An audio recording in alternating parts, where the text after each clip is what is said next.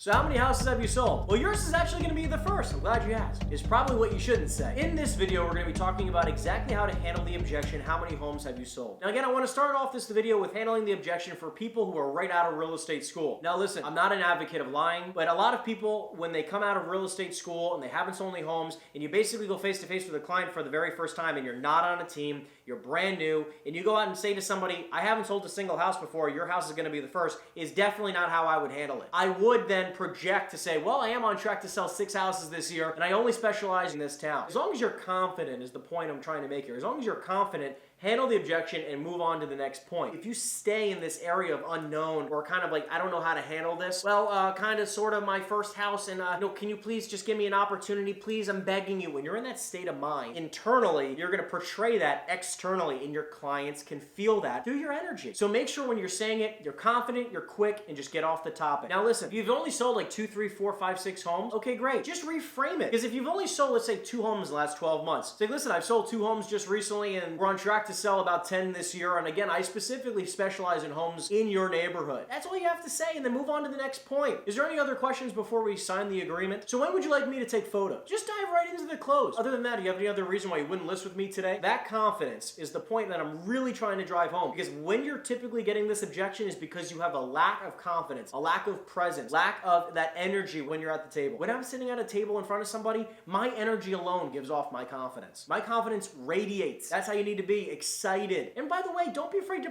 practice and practice and practice and practice role play with people in your office so that you are prepared for these objections the second you get them. Now, you can also get the objection flip side of the coin here. Is if someone says, how many homes have you sold? You say, well, I sell over 100 homes a year. There's times where people will say like, well, I mean, how would you know, are you sure you're gonna even have time for me? Yes, people actually say that. But you say is like, listen, I have support staff specifically in place to make sure I can allot time for each and every single one of my clients to make sure every single person has a 5 out of 5 star experience.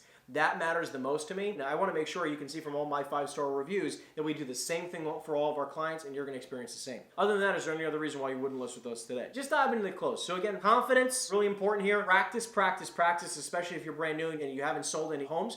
And again, don't be afraid to also leverage the team or your office in this specific objection handler. So again, if someone says, how many homes have you sold? Again, you can dive into things like, my office last year sold over 700 homes. My office last year, my team last year sold over 80 homes, and we're on track to nearly double that this year. Other than that, is there any other reason why you wouldn't list with us today? Again, the confidence is what's most important. Again, if you have any other objections you want me to handle, make sure to comment down below, and I'll see you in the next video.